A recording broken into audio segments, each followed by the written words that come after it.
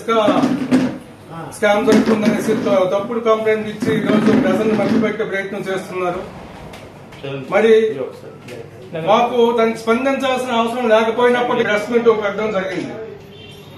ఈ నాయకులు కొంతమంది బయట ప్రెస్ మీట్ ఇస్తూ ఈరోజు ఆంధ్రప్రదేశ్ నియోజకవర్గంలో ఎక్కడా లేని విధంగా, రాష్ట్రంలో ఎక్కడా లేని విధంగా ఈ జిల్లాలోనే కేవలం నామినేటెడ్ పద్ధతిలో ఇసుక రీచ్ ఇస్తున్నారు. అది ఎందుకు ఇస్తున్నారు, నాయకుల ఒత్తిడికి కలెక్టర్ గారు తలొక్కి ఇస్తున్నారు అనేసి కొన్ని చెప్పడం జరిగింది.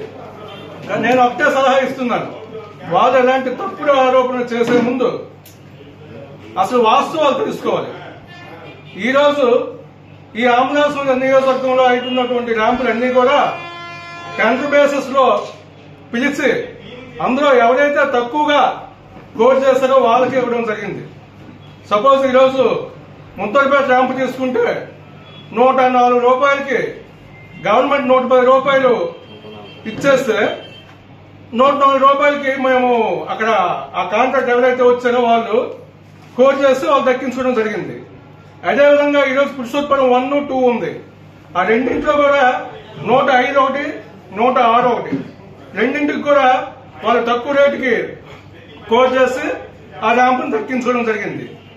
అందులో భాగంగా ఈరోజు ఈ జిల్లాలోనే కాదు, ఈ రాష్ట్రంలో ప్రతి దగ్గర కూడా గవర్నమెంట్ ఏదైతే ఉచిత ఇసుక పాలసీ ప్రకటించిన నుంచి కూడా ప్రజలకు ఇబ్బంది లేకుండా ఫ్రీగా ఈరోజు ఇసుక సప్లై చేయడం జరుగుతుంది.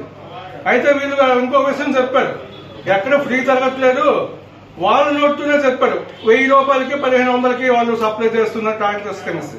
వాస్తవం ఈరోజు ఎక్కడో నదిలో ఉన్న వాస్తవం ఇసుక ఇంటికి ఫ్రీగా తెచ్చి ఇవ్వడం జరగదు. కంపల్సరీగా ట్రాన్స్పోర్ట్ అనేది మధ్యలో ఉన్నటువంటి ట్రాన్స్పోర్ట్ కలెక్ట్ చేస్తారు కాబట్టి అందులో భాగంగా వాళ్ళు కొంత డిస్టెన్స్ బట్టి అమౌంట్ లోడింగ్ కి అక్కడ అన్లోడ్ కి నెక్స్ట్ అది ట్రాన్స్పోర్ట్ కి వాళ్ళు వేసుకుని అమ్మడం జరుగుతుంది. గతంలో ఇదే వైసీపీ ప్రభుత్వం టన్ను ఇసుకని 550 రూపాయలకి ఆ రోజు వసూలు చేసి కస్టమర్ దగ్గర నుంచి టన్ను 500 రూపాయలు వసూలు చేసి ఆ లారీ ఇసుక తీసుకెళ్లి వైజాగ్ లో 55,000కి అమ్మేవాళ్ళు. అదే టన్ను ఇసుక ఈరోజు ఫ్రీగా ఇస్తూ ఈ గవర్నమెంట్ కేవలం మెయింటెనెన్స్, బాట మెయింటెనెన్స్, వాళ్ళ లోడింగ్ ఇవన్నీ కలిపి టన్నుకి 110 రూపాయలు ఓన్లీ మెయింటెనెన్స్ కోసం తీసుకొని ఇసుక లారీ ఇసుక ఈరోజు 15,000కి ఇవ్వడం జరుగుతుంది. అక్కడికి ట్రాన్స్పోర్ట్ కలిపి విశాఖపట్నం. మరి గతంలో ఇసుక దోపిడీ జరిగిందా, ఈ రోజు ఇసుక దోపిడీ జరిగిందా అనేది ప్రజలు ఆలోచించాలి. వాళ్ళు కొన్ని వాస్తవాలను మర్చి అబద్దాలు చెప్పి ప్రజలను మభ్యపెట్టాలనే ఒక ప్రయత్నం చేస్తున్నారు కాబట్టి వాస్తవం ఏంటనేసి ప్రజలకు తెలియాలి. అదేవిధంగా గతంలో ప్రభుత్వం జేపీ వెంచర్స్ గాని అలాగే ప్రతిమా ఇన్ఫ్రా ఇలాంటి సంస్థలను పెట్టి మొత్తం ఇసుక సహజ వనరులన్నీ కూడా దోచిపెట్టి జగన్మోహన్ రెడ్డికి వైకాపా నాయకులకి దోచిపెట్టడం జరిగింది.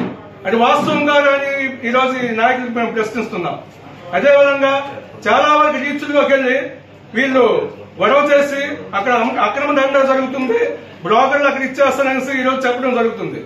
ఈ రోజు ఈ ప్రభుత్వం ఒకటే పాలసీ, ఫ్రీ ఇసుక పాలసీ ప్రకటించిన తర్వాత ప్రతి ఒక్క నదిలో అలాగే ప్రతి ఒక్క గడ్డలో ఉంటే గడ్డలో ఎక్కడ వేసుకుంటే అక్కడ అవసరం ఉంది మిట్టు దగ్గరలో ఎవరున్నా సరే తీసుకోమని, అవసరమైతే టైర్ బండి, నాటు బండి అలాగే టాటర్ ఉంటే టాటర్ తీసుకెళ్లి ఫ్రీగా మీరు తీసుకోండి అని చెప్పడం జరిగింది. అందులో భాగంగా ఈరోజు ప్రజలు రాష్ట్రం మొత్తం మీద అభివృద్ధి కార్యక్రమాలు జరుగుతున్నాయి.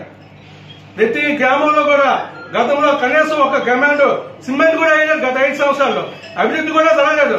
అలాంటి టైంలోనే 55,000కి అమ్మినటువంటి లారీ ఇసుక, అలాంటి టైంలో 5,000కి అమ్మినటువంటి ట్రాక్టర్ ఇసుక ఈ రోజు ప్రతి గ్రామంలో కూడా అభివృద్ధి పనులు జరుగుతున్నాయి, అలాంటి కంపెనీ పనులు జరుగుతున్నాయి. అయినప్పటికీ కూడా ఈ రోజు 1000 రూపాయలకి 15,000కి వైజాగ్ లారీ ఇసుక వెళ్తుంది.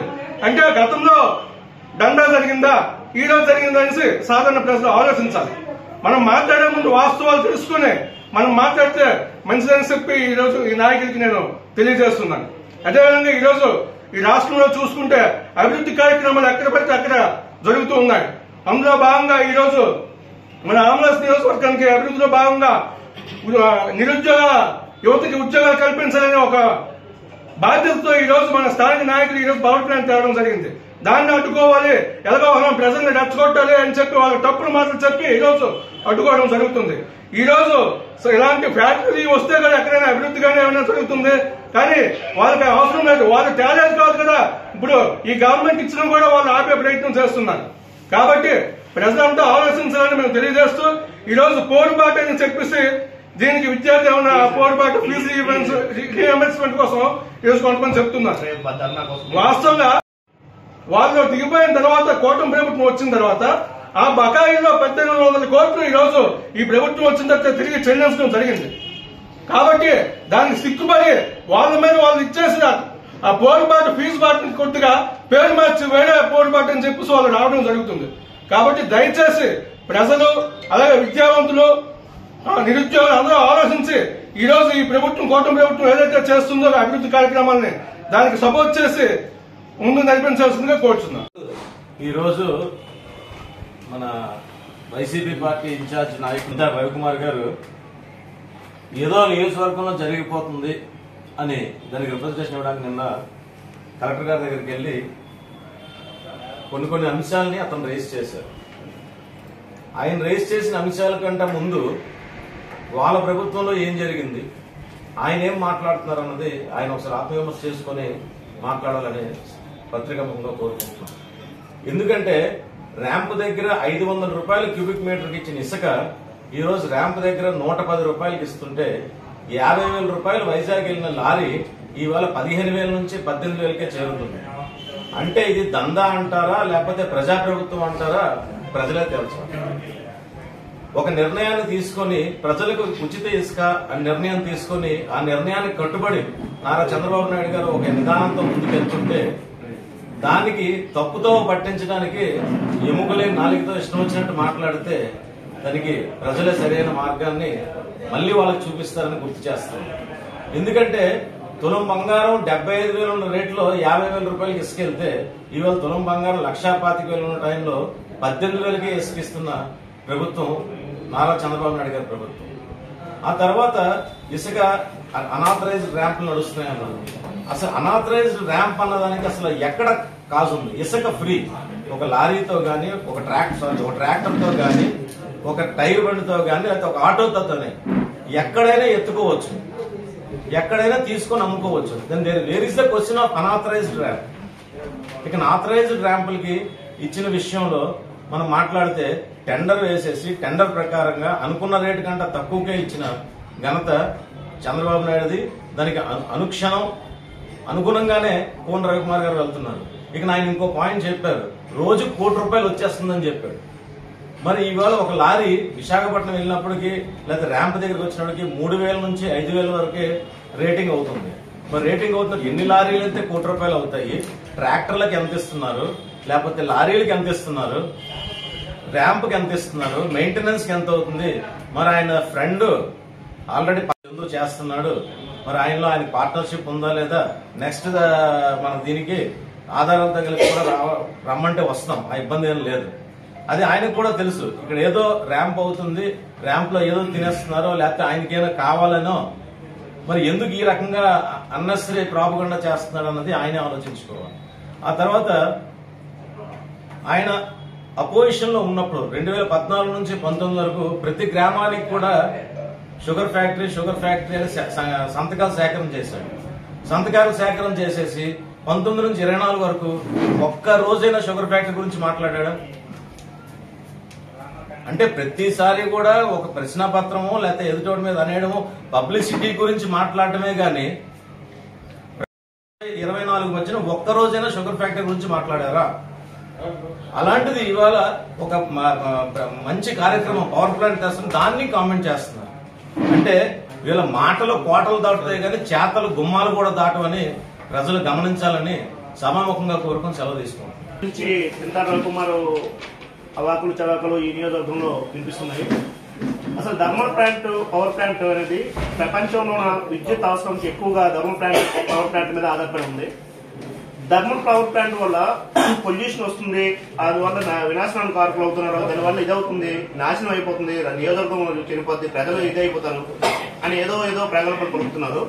అసలు ఈ ప్రపంచంలో వాయు కాలుష్యం అత్యధికంగా జరుగుతుంది, 80% వాహనాల వల్ల జరుగుతుంది. అలాగని ఈ వాహనాలను ఎవరినైనా మనం ఆపగలం, ఎవరినే ఇచ్చేయడం. ప్రజలు అనేది వాహనం మీద ఆధారపడి ఉన్నారు. అలాంటి వాహనాల వల్లే మనకి గాలి కాలుష్యం అనేది, వాయు కాలుష్యం అనేది 80%. అంటే మిగతా పరిశ్రమల వల్ల వచ్చేది 15%, మిగతా దీని వల్ల వస్తుంది. అలా ఆ మాత్రం కూడా తెలియకంట ప్రొఫెసర్ అయిపోయాడు. అలాంటి అవార్డు జరుగుతున్న దీన్ని ఈ నియోజకవర్గం ఇన్ఛార్జ్ గా ఎలా వస్తున్నారో తెలియట్లేదు వైకాపా పార్టీ నుంచి.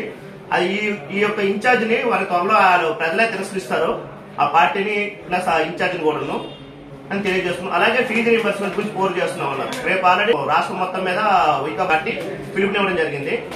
గత గవర్నమెంట్ లో 2019 నుంచి 2024 వరకు 4,800 కోట్లు బకాయిలు పట్టి ఈ రోజు ప్రభుత్వం దిగిపోయిన తర్వాత ఈ ప్రభుత్వం మీద వచ్చిన 6 నెలలను విమర్శించడం ఎంతవరకు సమంజసం, ఇది ప్రజలు గమనించాలని పత్రికాముఖంగా తెలియజేస్తున్నాను. ఇప్పటికే ఆల్రెడీ ఈ గవర్నమెంట్ వచ్చిన తర్వాత 18,000 కోట్లు బకాయిల్ని కాలేజీలకు ఇవ్వడం జరిగింది. గత 5 సంవత్సరాల్లో ఎంతో మంది ఫీజు రీయింబర్స్మెంట్ రాక, విద్యార్థులు సర్టిఫికేట్లు తెచ్చుకోలేక, ఎక్కడికో ఉద్యోగంకి వెళ్లాలన్నా లేక చాలా ఇబ్బందులు పడ్డారు. అలాంటి దీని నుంచి ఈ గవర్నమెంట్ వచ్చిన తర్వాత ఆల్రెడీ ఎంప్లాయ్మెంట్ అనేది సృష్టించడం జరిగింది. ఇప్పుడు ఆల్రెడీ ఐటీలోనూ కానీ ఇవి కానీ వైద్యాల్లోనూ వస్తున్నాయి. ఆ సర్టిఫికేట్లు తీసుకుని ఇప్పుడు బ్రహ్మాండంగా వెళ్తున్నారు. అలాంటి దాన్ని ఈయన అర్ధరాహితంగా విమర్శించడం దినిగా ఉంది. ప్రజలు గమనిస్తారని పత్రికాముఖంగా తెలియజేస్తారు. పొందూరు మండలంలో చింతాడు రవికుమార్ అనే వ్యక్తి ఒక 2 మనుషులు పంపించాడండి. పంపించి ముందు రోజు పంపించి మాకు డబ్బులు ఇవ్వకపోతే మేము ఇక్కడ అలజడి రేపుతాము, మేము ర్యాంప్ జరగడము, అది ఇదని లేకపోవన్నీ మాట్లాడి వెళ్ళాడండి. ఆ 2 మనుషులు వెళ్ళిపోయిన తర్వాత 3వ రోజు ఈ వ్యక్తి వచ్చి ఇష్టం వచ్చినట్టు మాట్లాడి మీరు ఎలాగ చేస్తారో ఎలాగ చేస్తారని చెప్పి, మీరు ర్యాంప్ నడపడానికి వీలు లేదని, అది ఉచిత ర్యాంప్ అంటే ఉచిత ర్యాంప్ అని కూడా ఆడడానికి ఈయనకి అసలు ఏంటి హక్కు ఉందని అట్లా ఆయన వచ్చి మీరు మాకు ఇంత డబ్బులు ఇవ్వకపోతే మాకు రోజుకి మాకు 10,000 ఇవ్వకపోతే ఇక్కడ ర్యాంప్ నడిపించము అనేసి ఆయన మాట్లాడాడండి. అది మాట్లాడిన తర్వాత ఆయనకి ఏమన్నామంటే, మీరు ఇక్కడ డబ్బులు అడగడానికి దేని ఉచిత ర్యాంపు మీరు అడిగినా అవదండి అని చెప్పినా సరే వినకంట ఆయన వచ్చి మాతో తగులాడి ఇష్టం వచ్చినట్టు మాట్లాడి, ఆ ఇద్దరులో ఒక ఆయన టీచర్ అండి, ఒక ఆయన వేరే వ్యక్తి, ఆ వ్యక్తి ఎవరో మాకు తెలియదు. ఆ టీచర్ కూడా ఒక టీచర్ ఉద్యోగం చేస్తుండే ఆయన కూడా వచ్చి మా దగ్గర దందా చేయడానికి ఆయన వచ్చి వేరువేరుగా మాట్లాడడం జరిగిందండి. అవసరం వచ్చేటప్పుడు ఆయన పేరు కూడా చెప్తామండి.